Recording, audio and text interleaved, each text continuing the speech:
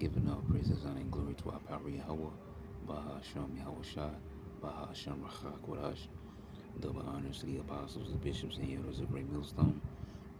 Peace and blessings to the hopeful elect of the tabernacles of David, scattered throughout the four corners of the earth, wherever you may be, and wherever you may be, to you I say Shalom and Shalom Shalom. Alright, we're gonna get into this little quick hit lesson here. Just kind of going off the spirit. But I was reading, sometimes you read, just have your little oh wow moment. Right, so I don't really have it put together here, so Lord willing, that it all makes sense as it comes together. We're just gonna roll with it. So I'm gonna read down to the point that I want to get into. Starting at the top from Daniel chapter 4, verse 1. It says the king acknowledges the Most High. Verse 1 says, Nebuchadnezzar the king, unto all people, nations, and languages that dwell in all the earth, peace be multiplied unto you. I thought it good to shew the signs and wonders that the high God hath wrought toward me. How great are his signs, and how mighty are his wonders. His kingdom is an everlasting kingdom, and his dominion is from generation to generation. And I actually want to go in here and pull this up. See if we can get out of this. There's wonders, and there's signs. Let's get wonders right here. So that word is Thama. I think it's Thama or Tama. So wonder or miracle. To mock. To be astounded, to be stunned, be amazed, be dumbfounded. To astonish yourself, be astounded, be astonished at one another. You also said, well, okay, wonder marvelously. Okay, so it says wonder or miracle, right? Let's see what signs goes into. Off. All right, sign, miraculous signs, look, wonders. Going to the word Awath, see what it says here. Sign, signal, a distinguishing mark. Remembrance, banner, miraculous sign, omen, warning, token, ensign, standard, miracle, proof. All right, proof. Okay. So let me go back. So it says, how great are his signs, right? The proof that the Lord is, and how mighty are his wonders. His kingdom is an everlasting kingdom, and his dominion is from generation to generation. Now it goes on into another section that says the vision of a great tree. All right, and this is what I want to get down into. So it says, I, Nebuchadnezzar, was at rest at mine house and flourishing in my palace. All right, so he was living it up. All right, the NLT says, I, Nebuchadnezzar, was living in my palace in comfort and prosperity. Right, because this is the position that the Lord has set him up at the time. All right, all these different empires. You have Zechariah that talks about four horns. Daniel talks about four beasts in chapter 7. In chapter 2, he talks about it's like four elements, I guess you will, which were in the form of a statue. But all these are talking about the same empires, but all these are empires that came up in the earth, that had their chance to rule, and so on and so forth. And those same traces of people are still in the earth today. All right, they may be living under different names of their nation, but they are the same people. Okay, and so the Lord has given them all a chance to reign and rule in the earth. And this was the Neo-Babylonians time period, all right, after the Assyrians, and then came the Medes and the Persians, all right, which became known as the Persian Empire, and they continued on with the Greeks and then the Romans and so on and so forth. So, verse 5 says, I saw a dream which made me afraid, and the thoughts upon my bed and the visions of my head trouble me. All right, which goes to show you that the Lord can give visions even to heathens. What was that one guy's name? Not Naaman, or no, it wasn't him. Um, I forget the exact name because those the names that were said are kind of similar. Um, but as a matter of fact, here's an even better one. We can actually get a scripture. I think it's Joel 1. It's either 1 or 2. I think it's 2. It might be 2.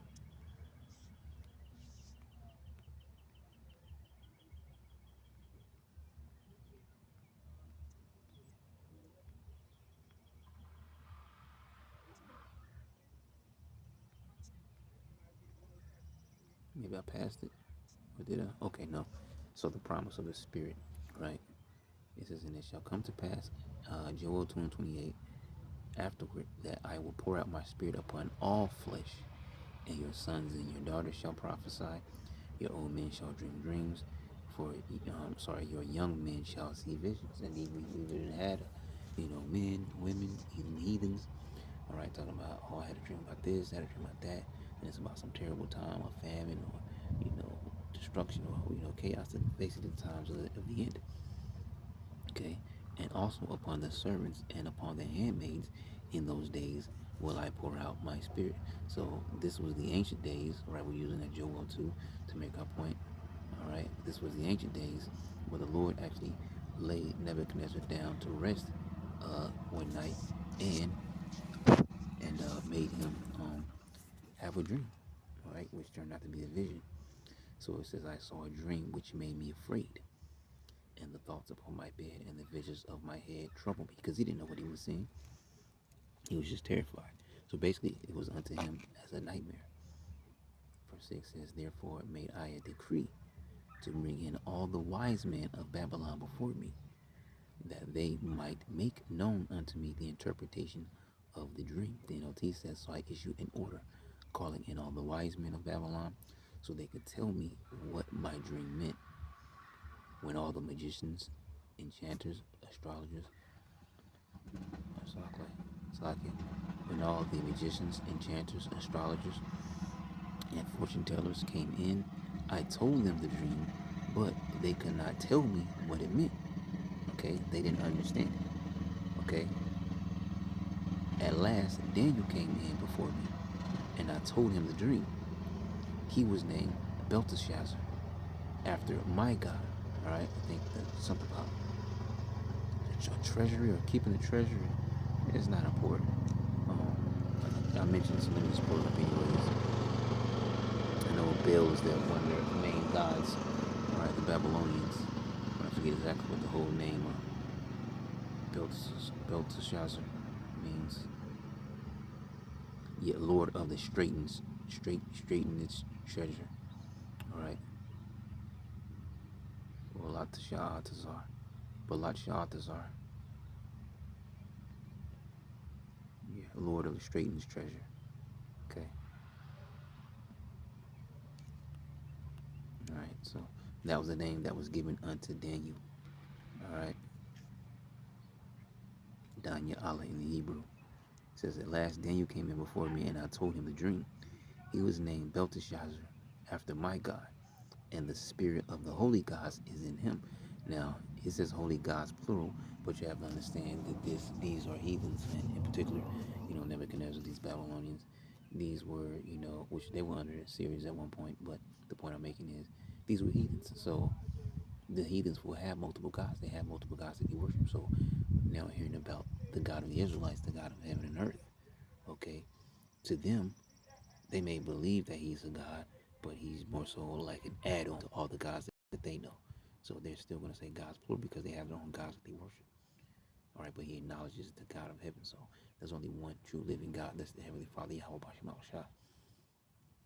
But anyways, it says the spirit of the holy gods is in him. Oh, my screen got stuck. Okay, here we go. It says, I said to him, Belteshazzar, chief of the magicians, I know that the spirit of the holy gods is in you, and that no mystery is too great for you to solve. Now tell me what my dream means, all right? I'm going to go back to the KJV. It says, Belteshazzar, master of the magicians, because I know that the spirit of the holy gods is in thee, and no secret troubleth thee. Tell me the visions of my dream that I have seen, and the interpretation thereof.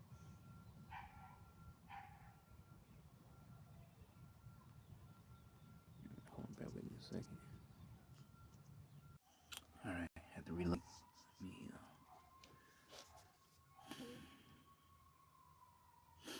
All right, so verse 10 says, thus were the visions of mine head in my bed. I saw, and behold, a tree in the midst of the earth, right, and the height thereof was great. Okay, I'm gonna highlight this verse here. It's like everything's moving slow. I don't know why. Or it could be my video just converting in the background. So it says, thus were the visions of mine head in my bed. I saw, and behold, a tree in the midst of the earth, and the height thereof was great. Okay? It says, the tree grew and was strong. Like this one up. Right, just bear with the pace.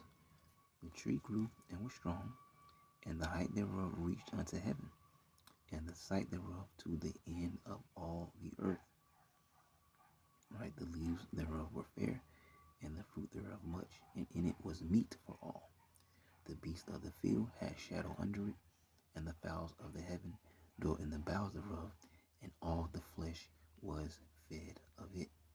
Okay. All right, now I'm gonna stop right here.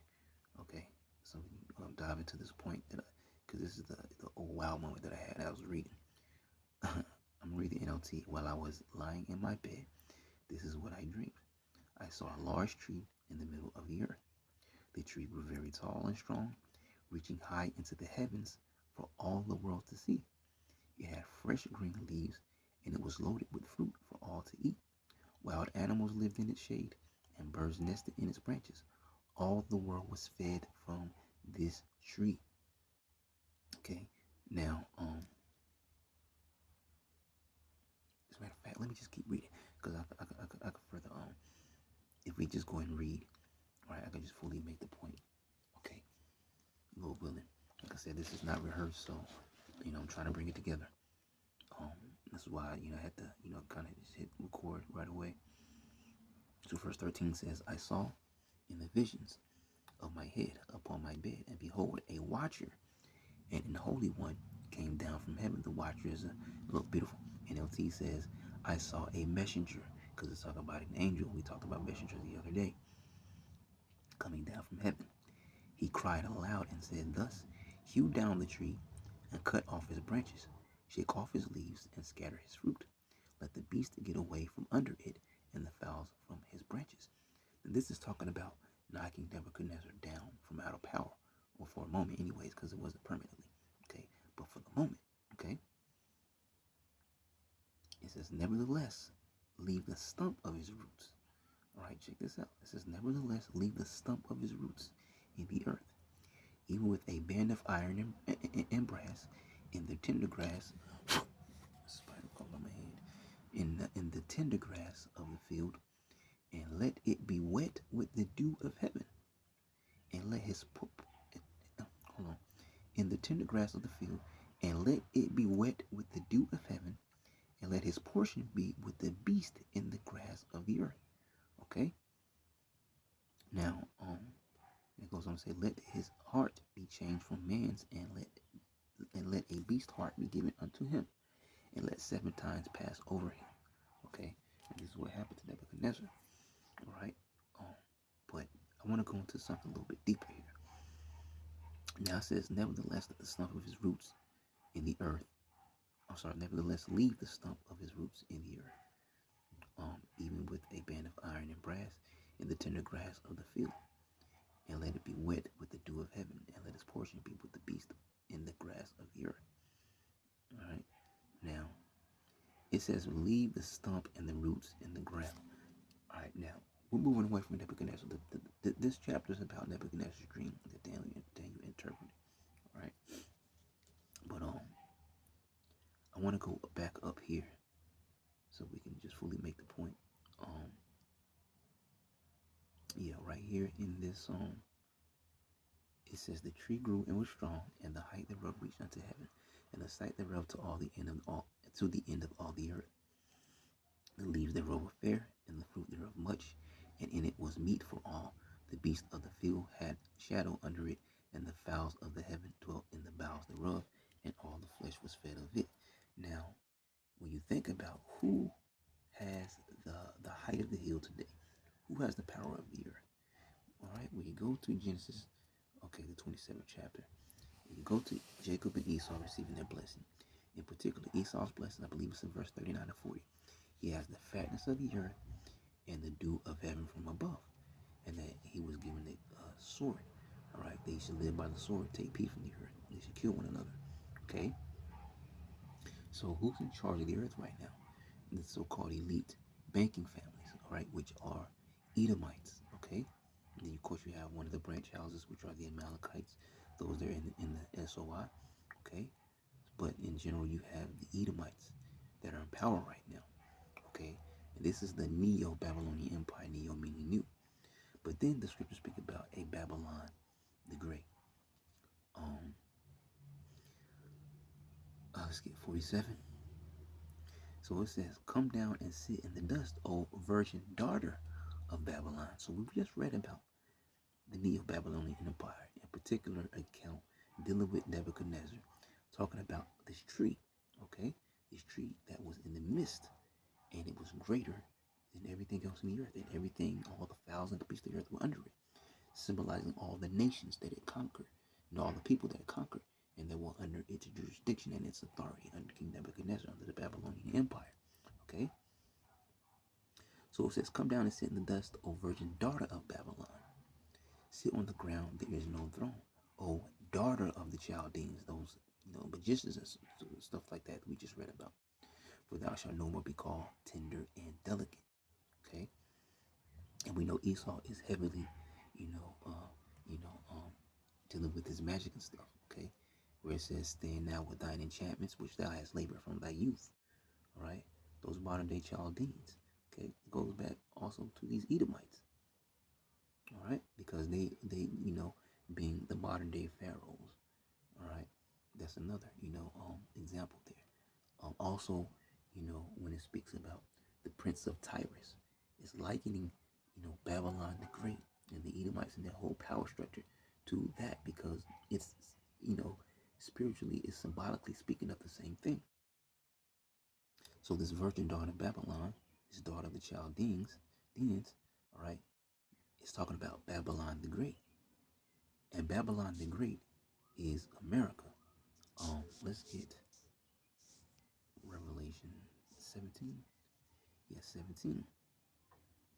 All right, and there came with the doom of Babylon. Let's not talk about the ancient Babylon. Let's talk about Babylon the Great. We're going to bring it together.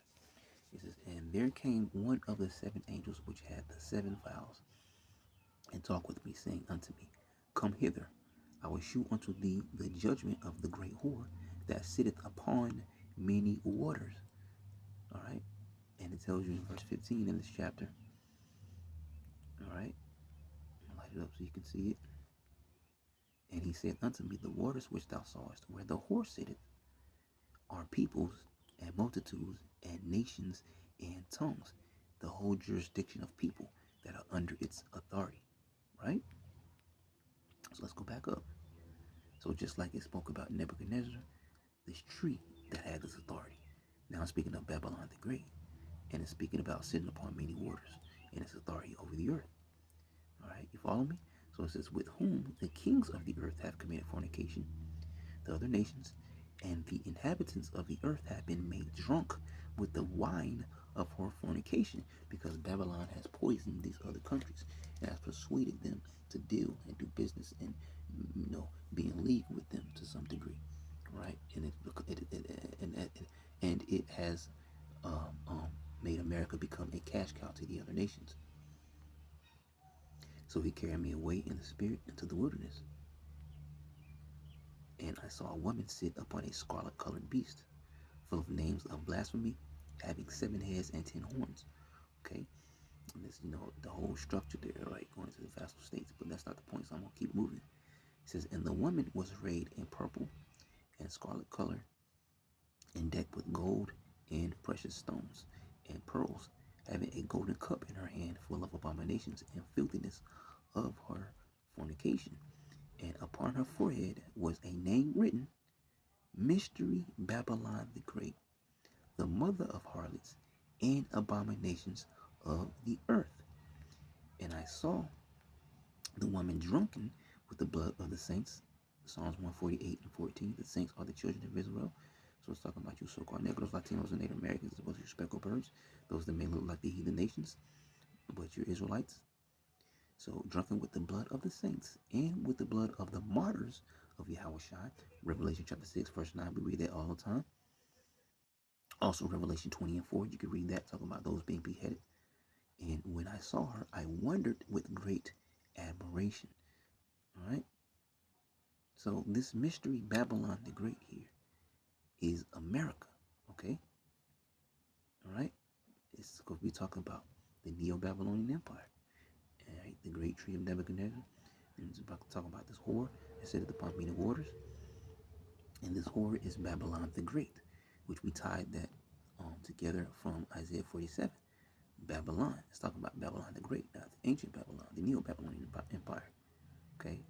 Because it says daughter of Babylon, daughter of the Chaldeans. So it's referring to Babylon the Great. And that Babylon the Great we just read about in Revelation chapter 17 is talking about America. Okay? Now, hope you follow me, Lord willing, it's making sense because I'm going to go back here. So if we go back to Daniel 4 again, it says, thus were the visions of my head and my bed, and I saw, and behold, a tree in the midst of the earth, and the height thereof was great. The tree grew and was strong. This is their chance, their time to have authority in the earth, the Babylonian Empire, under Nebuchadnezzar II. Just like we were reading about Babylon the Great, under the Edomites. This is their time, all right? To the times of the Gentiles be fulfilled. This is their time to rule in the earth. It says, and the height thereof reached unto heaven, and the sight thereof to the end of all the earth.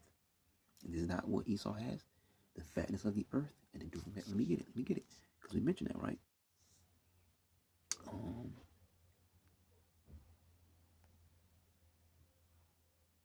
Bear with me.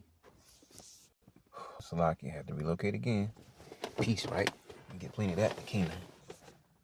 Okay. That's just Satan. Satan moving around.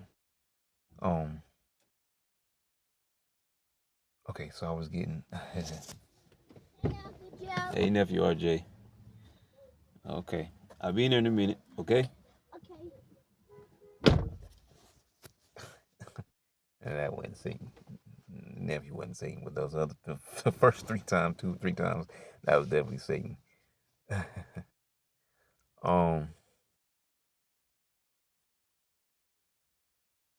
Okay, yeah. Almost threw me off. All right, so I want to go here in Esau, all right? Yep, starting at 38. Let me light it up for you. 38, on at 39, and we're going to get 40.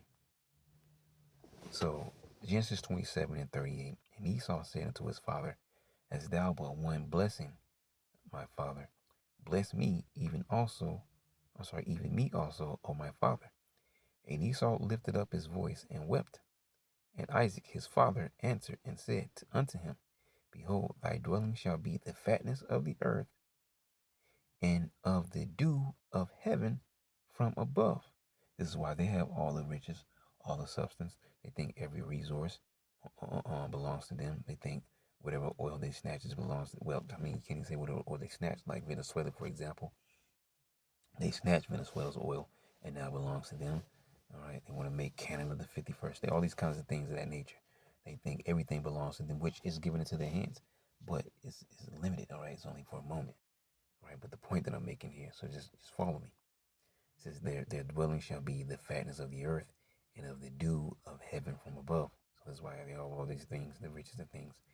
And by thy sword shalt thou live, and shalt serve thy brother. And it shall come, which happened. All right, King David had everybody lined up, and Esau in garrisons, okay, watching over them. And it shall come to pass when thou shalt have the dominion, that thou shalt break his yoke from off thy neck. And they did get free, okay. Even after Solomon's reign, or close to the end of Solomon's reign, all right. You know, Esau was also raised up with some enemies, all right. But I want to read that to make that point there, because when we go back, it says, in the tree. I keep pointing out this tree here for a reason.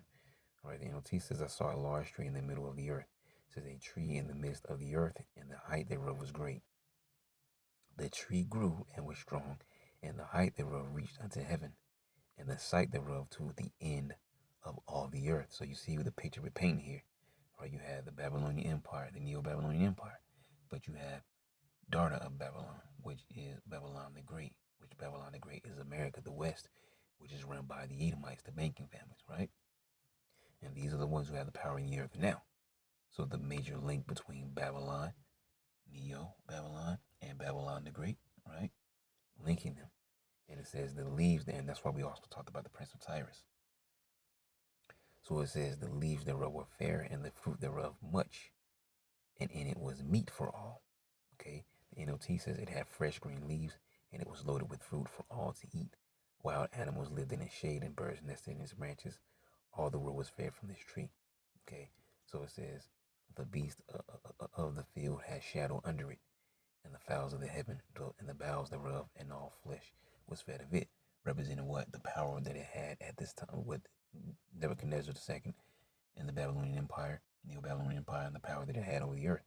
Just like we're talking about what Esau, linking Esau in here, stringing Esau together. It's like a sewing kit, and slowly everything gets sewed together. All right, so we're building up to a point. So Esau now has the fatness of the earth and the dew from heaven above, and everybody's under him. And look at what he's doing. And the scriptures talk about destroying him that destroyed the earth. Okay. So it says, I saw in the visions. I saw in the visions of. I saw in the visions of my head upon my bed, and behold, a watcher and the Holy One come down from heaven. Okay. He cried aloud and said, "Thus hew down the tree, and cut off his branches, shake off his leaves, and scatter his fruit. Let the beast get away from under it, and the fowls from his branches. All right. Nevertheless, all right, let the stump of his roots in the earth. Nevertheless, leave the stump of his roots in the earth." Now, I want to come back to that because first I want to jump up here to this verse 14, right? And, man, Ezekiel 17. Okay, yeah, Ezekiel 17. Um, let's just read. So it says, "Parable of two eagles and a vine." Ezekiel 17. Okay. Excuse me.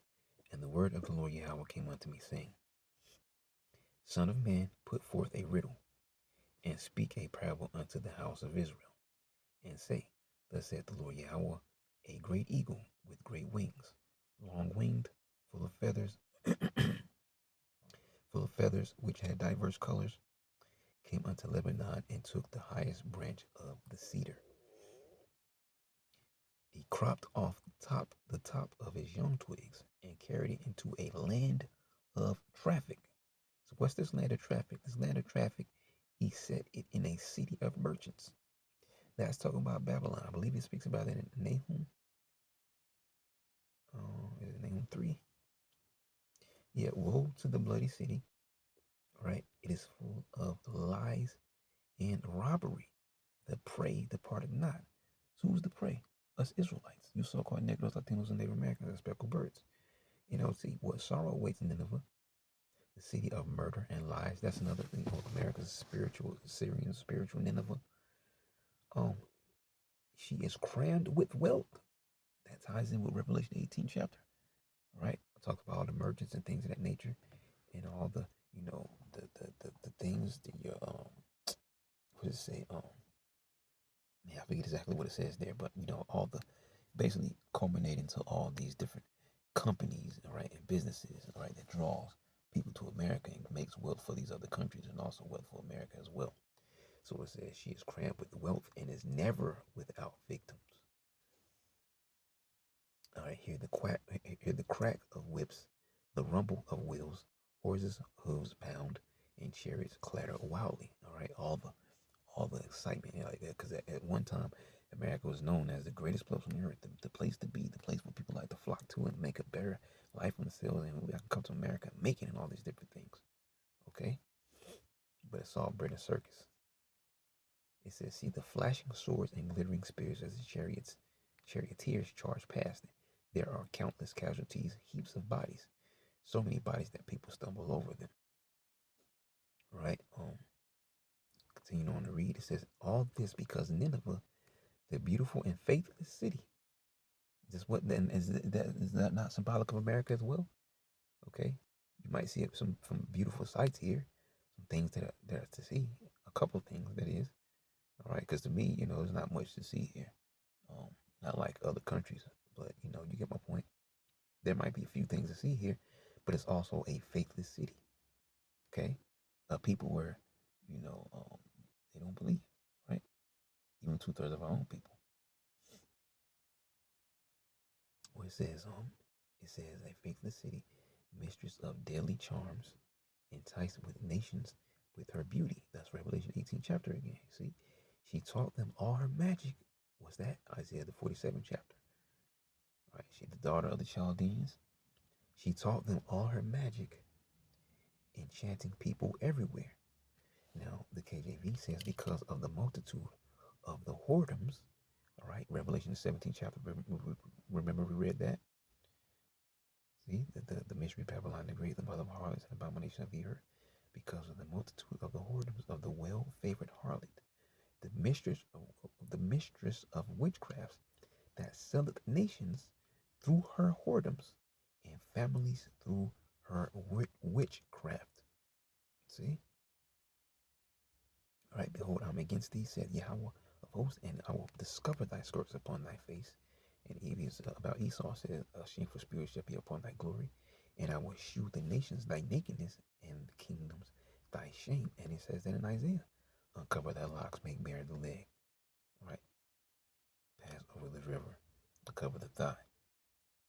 So, so reading that and going back now, it says, he cropped off the top of his young twigs and carried it into a land of traffic, Babylon the Great. Revelation 17, Revelation 18, all the other things that we read that tie into this. He set it he set it in a city of merchants. Okay. It says he took also of the seed of the land and planted it in a fruitful field.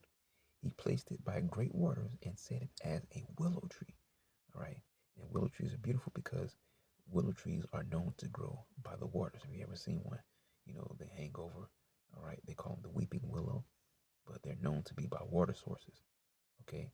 And so, you know, there's even, you know, in, I haven't read in a while, Mark, is it Mark 13:22? Where the blind man says, I see men as trees walking. Okay. There's another one, also in Ezekiel, where it speaks about the trees of the garden. So likening men as trees, it's just using that for example, like men being as trees. Okay. So it says, he placed it by great waters, so symbolic of what America, and set it as a willow tree. And it grew and became a spreading vine of low stature. That ties in with Deuteronomy 28 chapter. You shall come down very low, and the enemy that is within thee shall get up above thee very high.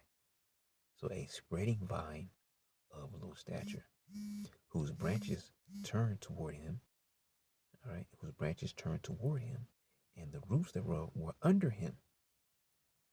Because you know when you know even the slightest smallest thing you know about trees is they grow roots underground. All right, so you can see a tree in the earth, but you not knowing how deep its roots go or how far out that their roots grow.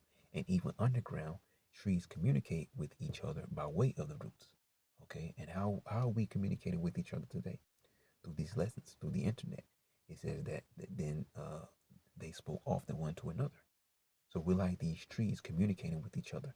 Okay, sort of underground because we're flying under the radar for those that don't understand what we're saying.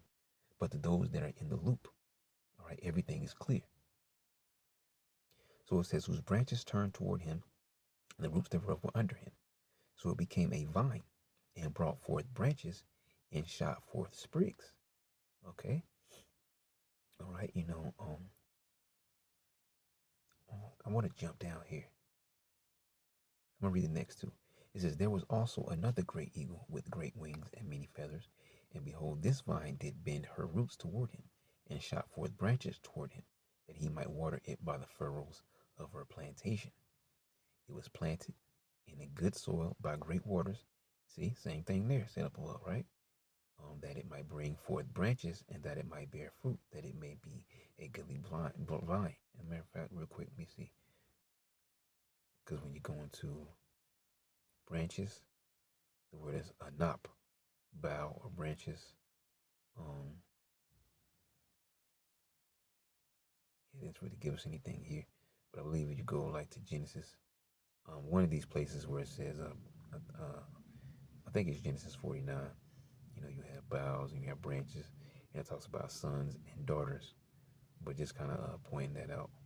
Um, but it's okay because we can still make the point. Um, I want to jump down here so we can pull it all together, just to get the main portion here. So just bear with me as we jump down here. It's gonna make sense. So here we go. What's this? Ezekiel 31.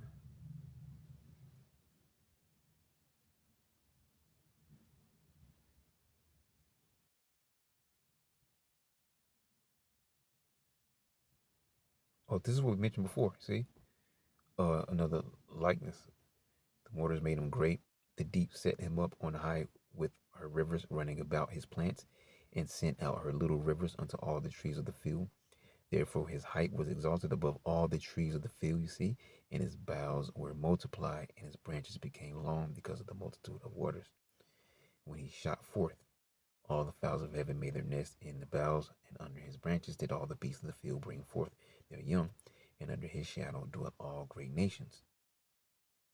See, thus was he fair in his greatness, in the length of his branches, for his root was by great waters. Same thing there. All right, the cedars in the garden of God could not hide him, because it's talk about the family of the Adamites, in particular Adam. See, men likened to as trees. Beautiful. I'm glad it was there. The water Yahabashah. You see, the cedars in the garden of the Most High could not hide him. The fir trees were not like his boughs. We talk about people, but they're likened to as trees. It's been spoken of in the sense of being trees. And the chestnut trees were not like his branches. Nor any tree in the garden of the Most High was like unto him in his beauty. Beautiful. See, check this out. Jumping down to verse 22, it says, Thus saith the Lord Yahweh, I will also take of the highest branch of the high cedar, and will set it. I will crop off from the top of his young twigs a tender one, and will plant it upon an high mountain and eminent. So what's that talking about? It's talking about the kingdom of heaven being established. So what we're reading about here is linking all these different things that we read before together. All right, starting out from the Neo-Babylonian Empire, Nebuchadnezzar II. All right, starting to link into Esau, Edom. All right, Babylon the Great. Okay, and just like Nebuchadnezzar was thrown down in his appointed time, which it was not permanently at the moment. All right, but just like Nebuchadnezzar was thrown down from his position where he had all the nations and everybody under him, Esau has the same thing coming to him. He's in a lofty position. He's set above the other nations. He has everything under his control because the earth has been given into the hands of the wicked. This is his time to reign now.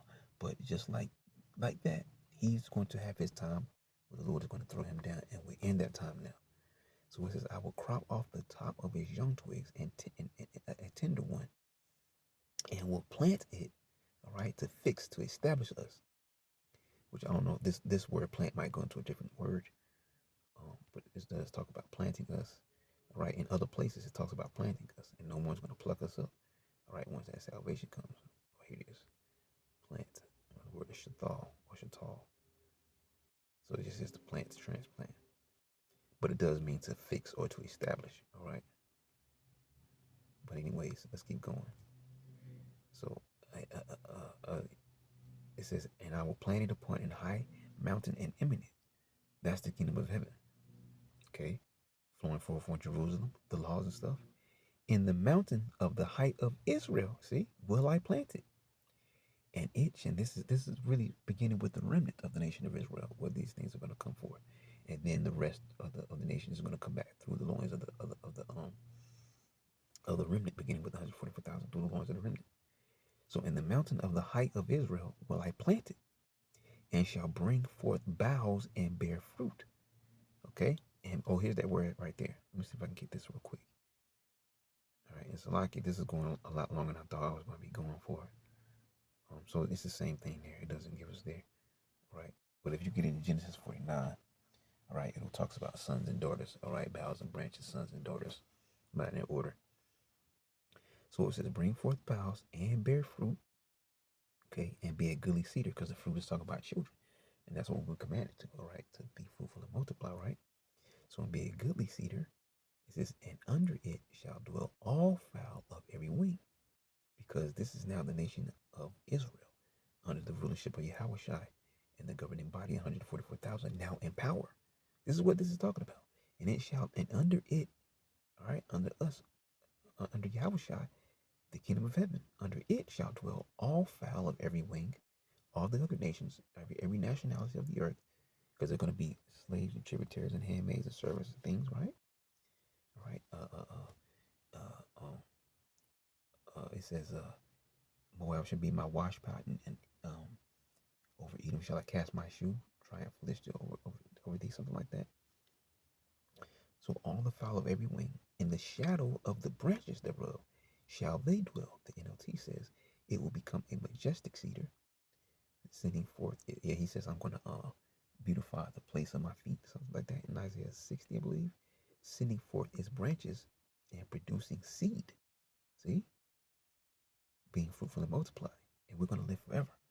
Jerusalem shall be inhabited as town without walls, with a multitude of men and cattle therein. Zephaniah 2. We always quote that. Birds of every sort will nest in it, finding shelter in the shade of its branches under what? The kingdom of heaven. Because it says that the law shall flow forth from Jerusalem, and all the nations are going to flow unto it. Okay, bringing their treasures. We're going to be bringing in more slaves and all these different things that are going to be the glory unto the house of Israel when salvation comes. But going back to the point where we started at, linking Nebuchadnezzar and Babylon the Great, mentioned in Revelation, mentioned in the Prince of Tyrus, Isaiah 47, the daughter of the Chaldeans, the daughter of Babylon, and all these things. And how Nebuchadnezzar had his fall, and Esau has his fall coming as well. So verse 24 says, and all the trees of the field shall know that I, Yahweh, Bahashem Yahushai, have brought down the high tree. What's the high tree? That's the Edomites. Babylon the Great. Just like what Nebuchadnezzar, and he spoke about in his dream, what? The tree. See? All right, all the trees of the field shall know that I, and you know, this is Babylon the Great, America the West, run by the Edomites. So, and all the trees of the field shall know that I, the Lord Yahweh, Bahashem Yahushai, have brought down the high tree, have exalted the low tree. What's the low tree? Us Israelites. Have dried up the green tree. Yep, that's Esau. Spreading themselves as a green bay tree. So that's Esau. But it says, and have made the dry tree to flourish. That's us. Those of us that came down very low and our enemies got up above us very high. Now the roles are about to be reversed. Deuteronomy 30:7. I'm going to put these curses upon your enemies. There's another one. Jeremiah says that all those shall be devoured. All thy enemies, every one of us, shall go into captivity. Just paraphrase. So it says, and have made the dry tree to flourish. I, Yahweh, have spoken and have done it. And it's beautiful because it's speaking of it in future past tense. Really speaking of it in the past tense, but it's a future prophecy that happened. And we're heading into that time. The NLT, excuse me, and all the trees will know that it is I, the Lord Yahweh, Bashem Yahushai, who cuts the tall tree down and makes the short tree grow. It is I who makes the green tree wither and gives the dead tree new life. I, Yahweh, see, beautiful, the new bodies, man. Acts 3:19, repent ye therefore and be converted, that your sins may be blotted out. In the times of refreshing, some come from the presence of the Lord. Right, refreshing, being renewed in mind, body, and spirit by way of the new bodies, and entering into the new covenant, and give this dead tree new life. I, Yahweh, have spoken, and I will do what I said. Oh man. So look, check this out. So we go back. Right, so all these things that were said there. Hew down the tree and cut off his branches, shake off his leaves and scatter his fruit. Let the beasts get away from under it, and the fowls from its branches. Nevertheless, leave the stump of his roots in the earth. All right, and I said I want to come back to this, right? Because it says that the Esau is going to get completely wiped out. Let me get, because I know the other one I want, but I don't want to forget this one. Let me get this first, because both of them they're still tied together. All right, so Obadiah 1:18. We'll start at 17. But upon Mount Zion shall be deliverance, and there shall be holiness, and the house of Jacob shall possess their possessions, taking their substance. All right, all it says they're going to have to vomit them up. All the substance and things that they acquired and accumulated, everything except for their paper currency, and even that's going digital. But we're not going to have use for their currency, right? But paper or digital. With all those gold, treasures, riches, all right, all this land, all these resources, okay, all these things are going to be transferred to Yahushua and to the Israelites. Look, the NLT says, but Jerusalem will become a refuge for those who escape. It will be a holy place, and the people of Israel will come back to reclaim their inheritance. Ooh, see, Israel will come back to reclaim their inheritance, all right? And there's one place we can go from there. Romans 9 just popped up, all right? Romans 11, other places, man. Come on, man. And the house of Jacob shall be a fire, and the house of Joseph a flame, and the house of Esau for stubble, and they shall kindle in them and devour them, and there shall not be any remaining of the house of Esau, for the Lord Yahweh Bashem Yahushua hath spoken it. Now check this out. It says there shall not be any remaining of the house of Esau. Let's get this. Malachi 4. For behold, the day cometh that shall burn as an oven. NLT, the Lord of heaven's armies, says the day of judgment is coming, burning like a furnace. On that day, the arrogant and the wicked will be burned up like straw. They will be consumed, roots, branches, and all. The KJV. And all the proud, yea, and all that do wickedly shall be stubble. And the day that cometh shall burn them up, saith the Lord Yahweh of hosts, that it shall leave them neither root nor branch. You see, because when you go to I'm trying to think, maybe like Job 18, I think it speaks about rooting them up, something like that. Let me see if I can find. Just bear with me. Oh, here we go. Beautiful. See, verse 14, Job 18 and 14. His confidence shall be rooted out of his tabernacle, and it shall bring him to the King of terrors. That's the Heavenly Father. It shall dwell in his tabernacle, because it is none of his. Brimstone shall be scattered upon his habitation. See, destruction. His root shall be dried up beneath, and above his branch shall be cut off. And this is beautiful, because in Ezekiel we read about the branches running deep. See? So Esau's branch is going to be cut off permanently, Obadiah 1:18, but our branches are going to run deep. See? Because we're going to live forever. We're about to flourish. We're about to live. His remembrance shall perish from the earth, and he shall have no name in the street. He shall be driven from light into darkness and chased out of the world. He shall neither have son nor nephew among his people, nor any remaining in his dwellings. That's what we just read there in Malachi. Neither root nor branch, you see? Because once the roots is plucked up, that's it. There's nothing else to grow, because you got the source of where it was going from, which is from the roots. They that came after they that come after him shall be astonished at his day, as they that went before were affrighted. Surely such are the dwellings of the wicked, and this is the place of him that knoweth not the highest. See? So boom. So nevertheless, leave the stump. No, well, that's what's said about Nebuchadnezzar. All right? But Esau is going to be completely wiped out. All right? Nevertheless, leave the stump of his roots in the earth, even with a band of iron and brass, in the tender grass of the field, and let it be wet with the dew of heaven, and let its portion be with the beasts in the grass of the earth. All right?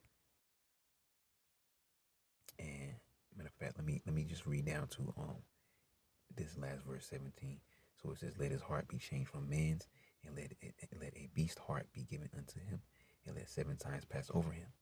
This matter is by the decree of the watchers, and the demand by the word of the holy ones, to the intent that the living may know that the Most High ruleth in the kingdom of men, and giveth it to whomsoever he will, and setteth up over it the basest of men. And Esau is the basest of men. He was cursed to go on his belly, the lowest of all, the scumbags of the earth. Okay? And as Babylon the Great, just like the Neo-Babylonian Empire at some point had to fall, we have Babylon the Great. Babylon the Great has to have its time when it falls, and it's run by the Edomites, who will also fall in their allotted time, man. All right, and so that great tree, okay, that tree that grew, okay, and it says the height thereof reached unto heaven, and the sight thereof to all the ends of the earth. All right, you can liken this also to Esau today, man. Just like the Babylonian Empire under Nebuchadnezzar, right? The daughter of Babylon, the daughter of the Chaldeans, and had power over the earth. And the same thing is for Esau, but in his allotted time, all right, which is soon. Okay, we don't know the day of the hour, but it's soon. He's also going to be taken down, all right? That great tree is going to be taken and rooted up, and then that dry tree is going to flourish. Okay, so Lord willing, that was edifying to you. The point was made clear. Like I said, I just we just kind of rolling in the spirit, as I was reading. So Lord willing, it was edifying. But the next time, Yahshua, I'm gonna say Shalom.